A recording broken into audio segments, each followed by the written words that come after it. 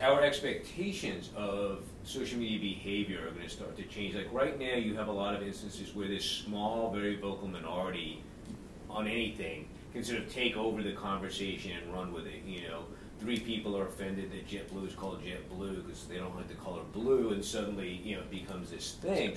No, I'm just but it could, but that's the whole thing. Like, it could be, and I think we're kind of getting to the point where we're saying, okay, you know, not everything needs to be addressed. You know, like if somebody has a problem with a gift card, you know, that's their issue. It's not the CEO's issue. Whereas even a few months ago, and even now, you're going to get people who are going to say, "Oh, yeah, it is." Yeah, it's the same way you saw people say, "Oh, Domino's should have, you know, been on Twitter like 3 seconds later, you know, and fail for not doing it." It's like, no, not really. Like, you know, that's the thing. I mean, you know, Brian, big a deal. I was listening to a podcast that you were on recently. Tell me more. Groupie. And you know, and the folks on the podcast were talking about Apple, and you know how Apple is not like that. That's a company that basically does not do social media, and I agree with that to an extent. So you know, Apple is kind of like the George Clooney of brands, in that like George Clooney doesn't need to be on Twitter, you know, to remain a celebrity. I think part of the allure to George Clooney is that he's kind of too cool for that. You know, I mean, he's like that old school celebrity where they are celebrities in that they are unattainable. Like you do not, like they are never at arm's length. They are something bigger than life, and Apple has been that. And just like, you know, say what you want about George Clooney's acting, but I think it's mutually agreed that he is a pretty good actor and Apple's a pretty good brand. But I think what's interesting about Apple is that the biggest event that Apple, or you know, some of the biggest events that Apple, you know, participates in is not an Apple-sanctioned event like Macworld.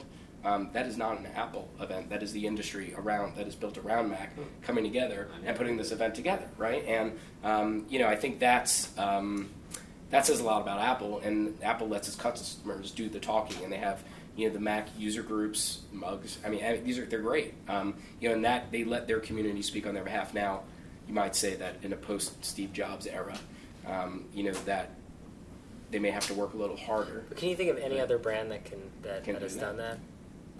Or is that like the exception to the rule? It is the exception to the rule. And there are not many brands that can just say, we're too cool for that. With that said, just one thing on the Apple point, I mean, some of their support stuff on their site is actually an example of kind of really great integration with letting people solve each other's problems. Right. To your point before, like, you know, I mean, there are people from Apple who are answering support issues, but then it becomes all public, and there are people who are not from Apple answering support issues, and there are people complaining and doing all these things, and it just kind of is all out in the open. And you know, how many questions have you had solved and you land on apple.com or support.apple.com or whatever it is, and you find the answer? I mean, you know, well, actually, I will say Microsoft's been doing that also. I mean, forever. Right. I mean, literally forever. They have, you know, they empower their IT professionals, which, by the way, they pre-certify or certify, and then, you know, which pre-qualifies them to give expert answers to questions. So they do not have to personally respond to everything, and they have their knowledge base. And you know, so like big brands like that, like some of the biggest brands in the world, that's how they have to be. So they can't, you know, that said, I mean, they have a pretty damn good Twitter account too for Windows. So I mean, it's you know, they have to figure out what their own way is and find it and go for it. And that's, I think, what these brands are doing. That's why, you know, when Domino's fails by not responding within 20 seconds via Twitter, which is kind of funny. I mean, that's not an official response via Twitter. Like, all we want is a tweet that says we found boogers in our pizza. Like that, you know, that doesn't necessarily need to happen. There are other ways to address it, and I think they addressed it just fine.